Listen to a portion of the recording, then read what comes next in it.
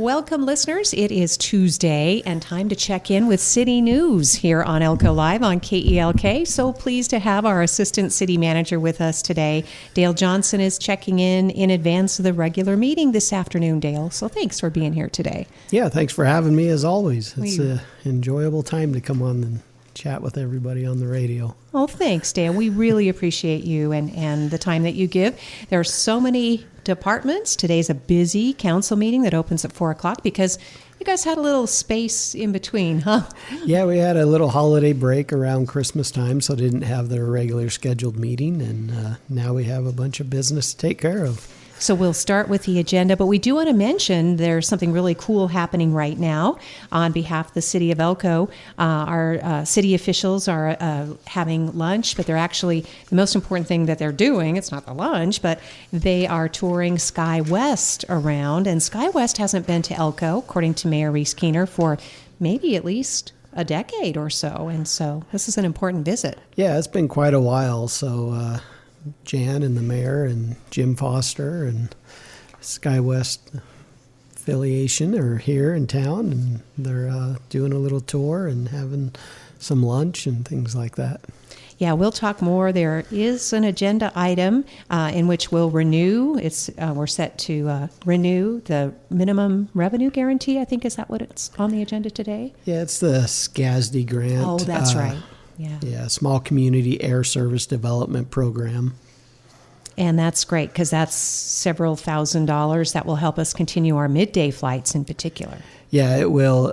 It's strictly for that midday flight, and the SCASD grant will pay roughly 40% of the $994,934. Yeah, almost $1 million. Yeah, and that's what it costs for us to run the flight program here in Elko. That's right. And just so listeners, we can refresh a little bit, it's not just a city responsibility. There is a nonprofit flight alliance of Northeast Nevada that's been formed. And so we have we have the county, Elko County participating, and I believe if it wasn't Lander, if it's... Yeah, City of Elko, Lander County, I believe, is involved in it. And without that association there, it would definitely be a challenge to run the flight program, and they're covering 60% of that $900,000, almost $1 million. Yeah, that's really, that's good news. That is fantastic, because otherwise, Dale, we might not have a commercial air service. Yeah, and this is going to be the first time we've had a actual year contract instead of a month-to-month since COVID. Oh, that is impressive, yes. So obviously SkyWest wants to come out and see how things are going. I like to think that maybe SkyWest gets so many compliments about Elko Air Service and the airport and the city and the people that they had to see for themselves.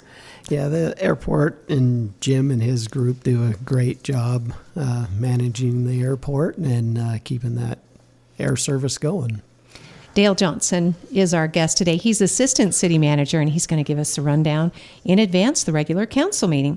So let's see, there'll be a designation of liaisons by the council. The mayor's always the mayor until he retires, and that is on the agenda as well because he's got one more year left. We have elections coming up this year, so we'll talk more about that, Dale. But there's also a consideration. This is just kind of the housekeeping end of things, the list of appraisals that the city manager can use or that the city can use throughout the year. Yeah, the appraisers is a list we do yearly. That's because when we go to purchase a property or sell a property, we have to pay the appraised value, fair market value of that property. So that's a big responsibility for sure. So also on the agenda, this is really cool. But don't go overboard because Nikki Johnson is very humble. No plaque for Nikki. You know this, right? I've heard that. Yes. Maybe she'd like a cake or something. I don't know, but yeah. Yeah, Nikki has definitely spent her time with the city. She will be recognized this afternoon at 4 o'clock for her 39 years of service. Yeah, she's retiring as the swimming pool manager. One door closes, but another big door opens. Yeah.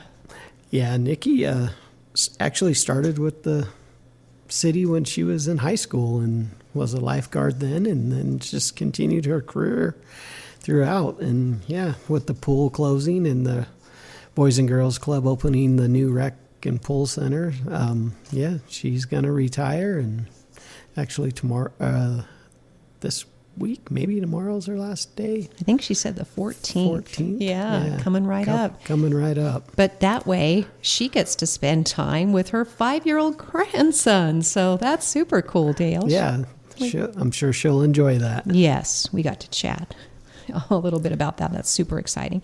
So Nikki will be recognized without a plaque.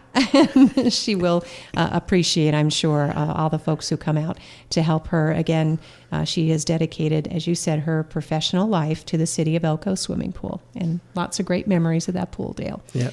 So we were talking, too, that there is going to be a ribbon cutting for the new Nevada Gold Mines Aquatic and Recreation Center, which is situated just behind the existing pool. You can't miss it. Yeah, that's supposed to be January 29th, I've been told, at 5:15 p.m. Yeah, so we'll expect a lot of folks on hand. They have been waiting. I don't know if they get to jump in the pool or yet. Not yet, so yeah. But Not sure on that one either. Yep, it's coming. It's coming. So we'll obviously be on hand for that. That'll be during National Cowboy Poetry Gathering. So that's just one more thing to run around and cover for folks. But look forward to that. The doors will open there at the Nevada Gold Mines Aquatic and Recreation Center. Yep, that's going to be a great addition to the city and the community. Certainly. Already people very excited about it. And there'll be some wrinkles to smooth out. You know, I know lap swimmers, open swim time, it does cost a little bit more, but once you get in there, you might think, well, I guess you get a lot more. Yeah, those fees cover a lot of things. The gym there at the new rec center, it also covers all the Boys and Girls Clubs in northeastern Nevada.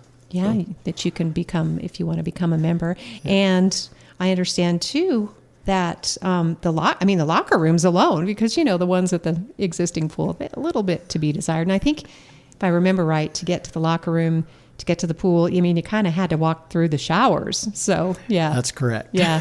That worked 40 or so years ago. But Yep. The new pool's going to have a lot of new upgrades and things like that. Family changing areas and you name it. So, a lot to look forward to. All right, Dale. Moving on. Oh, this is also big news. After the presentations, January is National Radon Month. That's part of the presentation after Nikki. But ratifying these agreements between the City of Elko, police officers, and the fire department.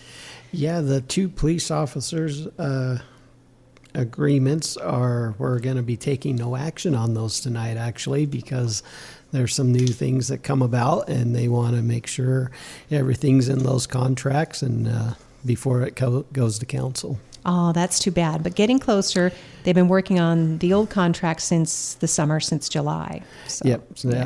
Yeah, they just, a couple things came up, so they just want to make sure everything, all the T's are crossed, I's are dotted, things like that. There is an agenda item for the firefighters, Local 2423, and do you know, are they set to agree? Yep, this one is going to be up to council's discretion, but I would think they would approve this. This allows the fire department and their staff to be able to, instead of taking a decrease in pay because of the PERS contribution, to actually get paid for that contribution. And that'll be retroactive, again, because their agreement, the negotiated COLA, was also as of July 1st, 2025, resulting in a decrease of 1.375. I guess that's what that was, 1.375%. Yeah, 1.375%. Yeah, and that's because the contribution rate went up to 4.375. The COLA raise covered 3% of that. Okay, that makes sense. So they're set to approve theirs. So hopefully the police can come not too far behind, as you said, once they get more of the details, that they're confident in the contract going forward. That's right. All right, sounds good. And the mayor did talk about that during Government Affairs, Dale, that he feels like that's a positive move to give that increase to the firefighters too. Yeah, it's going to be good. The PD will also receive that when their contracts are finalized and approved, and it's the right thing to do for the firefighters as well. So moving ahead, looking, at appropriations, talking with our Assistant City Manager, Dale Johnson, the RDA Downtown Corridor Sidewalk Project is up for final acceptance, and a little bit of a contract change, but it doesn't look like anything too charging. Yeah, during the construction, there was about 13 change orders, totaling just over $114,000, increasing that contract amount to $2.3 million. Those were necessary changes. Some of them had to do with different things they found during construction, like some of the old Infrastructure. Yeah. There was the tunnels that they came across, and then there was some stuff with the asphalt and finding concrete underneath it that had to be removed. Yeah, so not a big surprise. It's just nobody knew what the surprise was going to be. We knew that's right. Those streets, obviously, among the first in Elko's history, and so when you start peeling back the pavement, you find all that old infrastructure, and you have to fill and do different things to mitigate. And then it looks like there'll be some money either held or just a plan to finish up some landscaping in the spring. Yeah, there's some landscaping that needs to be completed in the spring, and some electrical for the power at the trees and things like that. We didn't want to go ahead and plant those trees during the winter time and then not have them grow. Yeah, that would be too stressful for everybody. So that's a beautiful project, and I guess there'll be maybe more discussion at a future date, Dale, about those bump outs and accommodating bigger trucks and vehicles, right? Yeah, that's basically there at 4th Street for the parade route. Myself and Paul Algeria, our street department superintendent, is looking at that 4th Street bulb out to see if we can reduce that a little bit so we can make that wide turn right there. Currently, with traffic going one way, that's not a problem, but when you go against that traffic flow, that becomes a problem.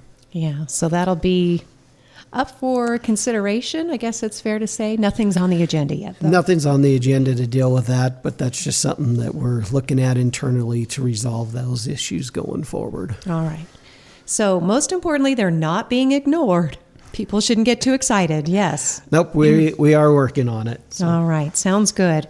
Well, going over other agenda items, I want to make sure that we're not skipping over anything. Are we up to new business yet? I think we are. We are. Yeah.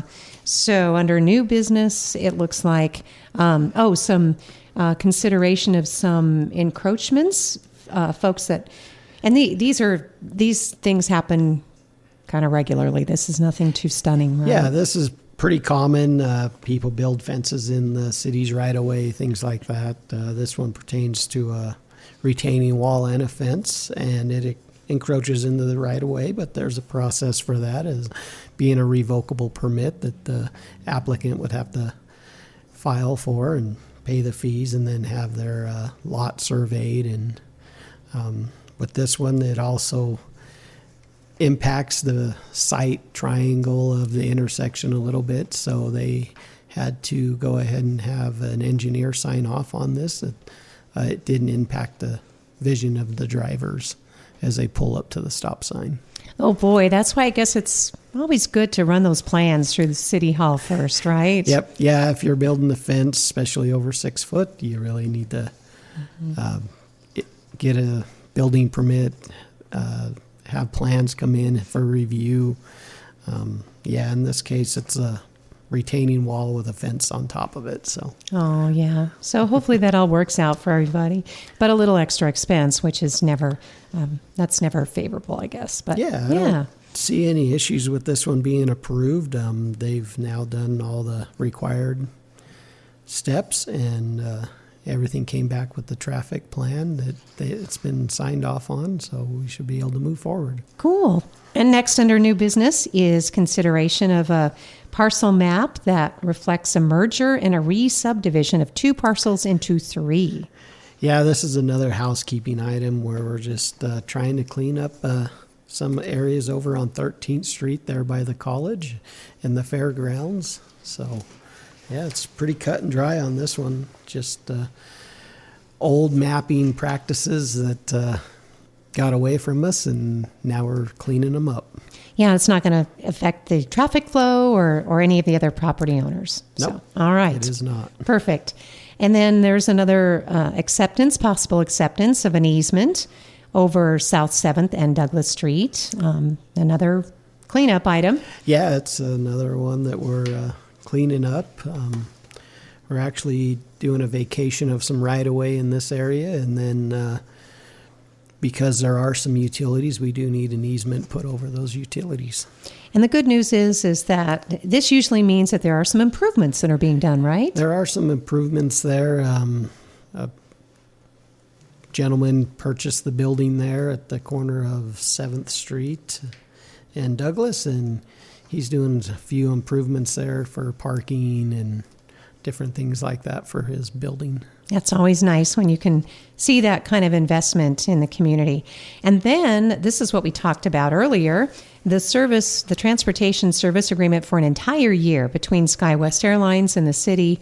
And this is as a result of that SCASD grant, right? That's how you say that. Yeah, SCASD grant. Small and it's, community development, something like that, right? Yep, Small Community Air Service Development Program. And again, it's really a good thing. We're actually getting a 12-month contract out of them.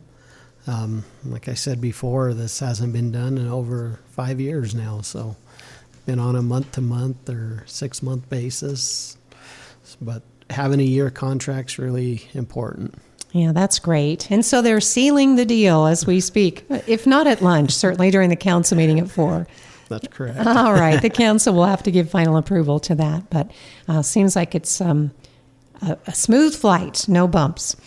So also, as we mentioned earlier, the council is looking at elections coming up in November 2026. Yeah, we do have the mayor's position open and 2 city council member positions. You can actually file, and if you wanted to be elected at one of these positions from March 2nd to March 13th. And at our city clerk's office, they'll have a laptop set up, so anybody who's interested could go in and throw their hat in the ring for it. That's right. There are, of course, some, qualifications. You need to be a resident of the city of Elko. I think the minimum age is 18. I can't recall if we've ever had anyone that young file before, but it's possible. I'm sure it's possible. Yeah. Yep. We've had some youth leadership, I think, in association with the council in the past. So 2 at large, and then the mayor's seat is also at large. So this is important for listeners to know. You need to live in the city, not just own a business. You need to reside in the city of Elko. And these are nonpartisan positions. So however you campaign, that's your business, but you're not seeking a particular seat that reflects a certain political position. And these are for 4-year terms. And again, at large means everybody votes for those 3 positions. That's correct. And there is a $50 fee if you wanted to go in and fill out your paperwork to be a candidate. Yes, in fact, candidates can declare their candidacy online with the Secretary of State's website, or when you go and you'll visit Annette Robinson. She's fantastic. She'll help you. She'll direct you. She's our city clerk, and then you'll pay that $50 fee. $50 fee, and they'll have that laptop set up so you can fill out all the information. Yeah, so no need to go it alone. You can get some help from the city clerk. Yeah, and those dates, again, are the 2nd through the 13th that you are able to do that. Yep, and soon after that, then we'll start featuring candidates, talking more about issues. Hopefully, there's interest in these positions, Dale. I would hope there's interest in these positions. It's a pretty big role. Yeah. The city cannot function without these elected officials. So yeah, they're very important. These individuals who, it's really largely a volunteer position too, Dale. I mean, you get paid a stipend, but it's really not a lot. There's a stipend. It's not a lot, but it's more of a voluntary position. And I think the two candidates who are their seats is it Chip and Giovanni? I believe it's Chip and Giovanni, and Marissa and Claire's are. Yeah, they're good. They're good. Yeah, they're for good. Another 2 years. So Chip Stone is an incumbent councilman, and I have had just casual conversations with Chip, and from those casual conversations, he's indicated he would seek re-election, while Giovanni Puccinelli is, he may have other political aspirations, of which he's going to talk about those if indeed that happens, but he would like to remain on the Elko City Council. And then Mayor Reese Keener is termed out. He faces term limits. Yeah, that's correct. He's been the mayor for a number of years now. I think at least 12. Yeah. This is his 12th year. So. Yeah. So we'll be looking at least some new leadership, if not 3 positions altogether. It just depends on what does the community want. That's correct. Those are your bosses. Yes, they are. I know. But I mean, I've been covering Elko City, Dale, for a decade, decades. And honestly, I've seen trouble. We have seen trouble as a community. And it seems like this has really been a good relationship with the elected officials that we have. They have priorities, which are, public safety, city services. They're not bringing a lot of drama to this. And we've had drama in the past. Yeah, there's been some drama along the way. And these elected officials have some difficult decisions to make at times. Yes. So if you're up for that challenge. Yeah. So always a good idea. Do a little homework. Talk to an existing council person or the mayor to see if that's something that you would indeed like to pursue. It'll be. I like elections. I like getting to know candidates and hearing about what people care about in our community, Dale. Yeah, it is good to hear that. And, people bring up good points about things and that some people may not be thinking about. So absolutely. It takes a village. It takes a city of Elko to help run the city. And we did some strategizing recently. I don't think that's all been compiled yet, but the city is making plans. Yeah, we are. We're doing our 5-year strategic plan. We actually have another meeting coming up rather soon here in February. Should be the final meeting, and then all that data will be compiled, and we'll get a nice report, and should be great to have something to look forward to, an actual plan.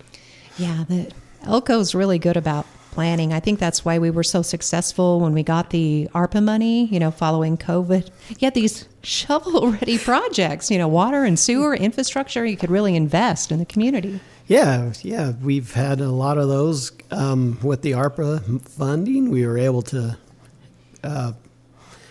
get those projects put out to bid, and now they're all constructed. And, we have some opportunities coming up in the omnibus bill that Amade put in. So the $2 million water tank. $2 million water tank.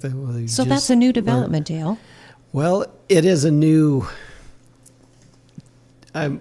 development. It would be a new water tank on the south side of the town, near our south side tank. That is really good news, because obviously there's just so much swirling and going on that I think that there was, some questions about, well, is this an old project that just finally got approved, or has this been in the works for a while? So about a year and a half, 2 years ago, we had to take one of the water tanks out of service up at Ruby Vista that was 70 years old. Had some structural issues, so we pulled that tank out of service, and then we started design on a new tank on the south side, which would give us 2 tanks at each location in our 5,200 pressure zone. So we've been working on that one for a while, and then we had the opportunity to apply for some funding through Amade's grants, and so hopefully the Senate approves this. That's the next step in the process, and then the president would have to sign off on it. And hopefully we bring that $2 million back to Elko and construct that new water tank, and it'll really tie in with the air cart project. Yeah, that's fantastic. That's what good planning does. Yeah, we try to do that. Yeah, you are ready to go. So another water tank is in the works for the city south side. That's not on the agenda in particular, but it will be, I'm sure. Yeah. It will be in the coming months, I would assume. If everything goes all right through the Senate, then we'd be bringing that item to council. And it's good to hear that we still have, as you said, these prospects, Dale, because, budgets are tight. The city, the county, the school district, none of this is news. If anybody's been paying attention, that, revenue is shrinking and resources are being divided up more closely than ever before. And we are going to have to tighten the belts. I mean, that's already starting to happen. Yep. And we're going to see it in a lot of places. So if you're thinking of running for council or mayor, that's the priority, right? That's the priority, is the money. None of these other wild, crazy ideas. Yeah. And with that, our infrastructure is very important to the city, and we got to keep that up to date and everything flowing, you could say, in the water realm of things. Yes, definitely. The basics, Dale, the water, sewer, fire, police, roads, all the things that are just the basics. Yeah. That's right. Planning for growth, giving people an opportunity to realize the dream, whether it's home ownership or starting their own small business Yeah, we can't do that without our infrastructure. Talking with our Assistant City Manager, Dale Johnson, here on Elko Live today. Getting through the agenda, coming up at 5:30. I might skip a little bit just because, that one doesn't look too exciting. I did read this, but this is, again, the Douglas Street and South 7th vacation, so vacating a part of the street, right? But the exciting one coming up, it is driven by over 500 signatures. I think it's 503 signatures on a petition to name the baseball field that's commonly referred to as Upper Kump Field, but it's never been formally named. There is a Kump Field that will remain, and the Kump family is among those who have signed on to this with enthusiasm and support, but to rename Upper Kump Field, right, Dale? Yeah, that'll be named after Mr. Galen Christine. Another great person, really dedicated his life to the baseball community and the children. It's just really good to see. It's so well-deserving. Oh, yeah. It's so great to see people come together, especially in trying times, whether it's around the world, in the country. But here at home, we can agree on something like this. And this really should help us to renew our community spirit. I felt the same way during the Hometown Hero. There was a high school basketball game last Friday, Dale, and Ramon Zugazaga was honored as the Hometown Hero. And I know there were other heroes, and I just don't have the list of them in front of me. And there have been, I think, a few hundred of these Hometown Heroes over the last 8 years. But Ramon, there was a huge crowd of little kids that spilled out onto the gym floor with him to honor him. Yeah, there was. I was also at that game, and it was very cool to see all the kids with him and the support that he gets from the community and what he's done for the community. So that's another well-deserving, hometown hero right there. Yeah. I wish we had a recreation facility, a park, a fishery. I wish we had every person that's deserving. We could just name all those amenities after all. Can you imagine how rich we would be in recreation, sports, youth activities, fishing, all the stuff. Yeah. We have a great community, don't we? With that, this is our last field. So see, that's it. We could name it.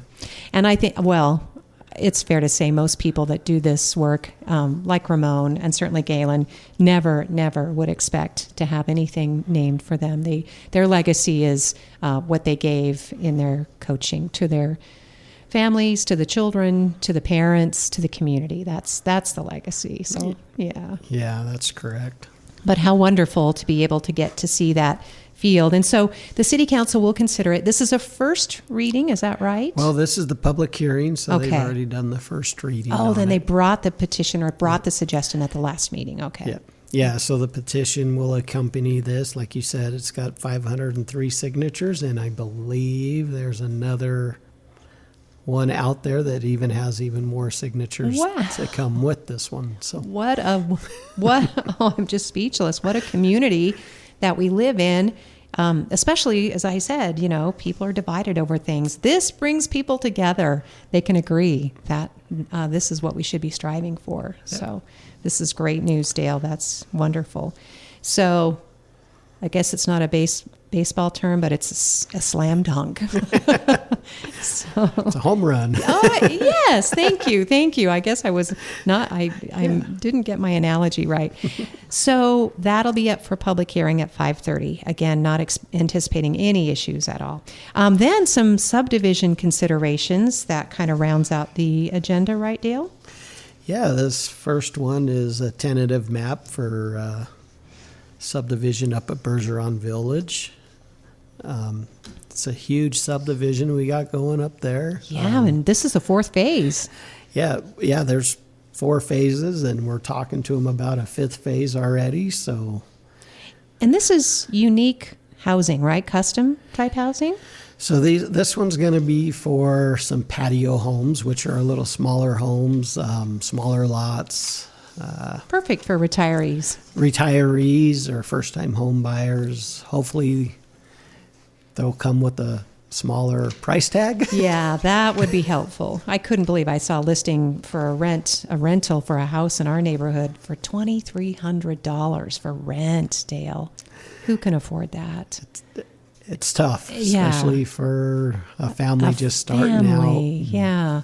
So what happens is we get these beautiful homes and they rent them, and then nobody can afford that rent unless they have roommates, and you get people piled in and plumbing problems and cars parked everywhere. I know. It's just, we need affordable housing. It's not Yes, a we do. vanity. This is Yep. a reality. Yeah. Yeah, and that's something that we're dealing with all across the country and Yes. even throughout the state. So Yeah. So we'll see where we check in with corporate housing, people snapping up these beautiful homes and turning them into rentals. yeah, our developer here, Scott McRitchie, he's trying to do a real good job up there on Bergeron and do a mixture of homes. So there'll be those higher priced homes for those who can afford them, and now we're trying to get some of the more affordable homes, and then there'll be some just there in the middle as well. So That's great news, Dale. And the city is urging that, or obviously working with developers. And since we're on the topic, it's not on the agenda, but how's the 5th and Elm Street project? I mean, I see a lot of concrete over there. yeah, that project's moving on. They've poured foundations and footings and things like that. I saw they were getting some more ready, but it's moving along. Yeah. It's kind of a dense project, but it's also described as being more affordable that way. More affordable in their townhomes. Yes. So Yeah. So there is an expectation. Less yard, but, parking. shared walls, Exactly. things like that. Yeah. And then you will have garages, that kind of Yeah, thing. they which do is have appreciated. garages, which is pretty nice. Yes, that helps alleviate the parking Parking problems. issues on the Yes, street. Yeah. So unless there's anything else on today's agenda, I just want to give a plug to Parks and Recreation Advisory Board. They're going to be meeting on Thursday, I think it is. And their meeting is going to be, I don't see I think I cut off when I printed it, but I believe it is on the 15th. And then their meeting's usually at like 5:15. You don't oversee this board, so. I do not. I believe that meeting's at 6:30. Oh, at 6:30. Let's not get you there any earlier than you have to night. be. I believe that's the time Okay. that they usually are, 6:30. It's one of our later meetings. That's why I remember that. And that'll be a good meeting because they're going to present the budget for the next 5 years. It's kind of a master plan, strategic planning. It gives you an idea of the things that James Wiley and the crew are working on. Maybe a pole barn for the Snow Bowl, which I don't know. Yeah, that goes back to our capital improvement plans and 5-year CIPs. Again, James there is looking forward and trying to plan things out like we discussed earlier on the water side of things. Absolutely. And then also responding to what the community would like. I see the Warnock Complex Design and Engineering is up fiscal year 26-27, parking lot maintenance. Yeah. Yeah, we actually have a portion of that project in the street department budget for this year. So it's another one of those projects where we're working with the same design firm and with street department and parks to accomplish some things. Well, Dale, I just checked over my shoulder because I knew we had time to fill, and now we ran a little over, so we're good. We're good for today. But I want to make sure we got to everything you were hoping to. Yeah, I think we got to everything. Just a reminder, we do have the Martin Luther King holiday coming up on Monday the 19th, so city offices will be closed. And then big thing on our hiring end of things, we have no openings in the city of Elko for the first time in I don't know how many years. Well, that's wonderful. That's a testament to a positive workplace, perhaps, right? Yeah. Yeah. Yeah, it's kind of nice. Very, very nice. Well, good news. Dale, thanks for the update. We appreciate your time today. City Council will meet in regular session at 4 p.m. and then Parks and Recreation Advisory Board Thursday night, 6:30, both at City Hall. And you can follow along online if you prefer, elkocity.com. I think that'll get you there, right? That's right. Okay, Dale, thanks again. Thank you. Thank you, listeners, for joining us today.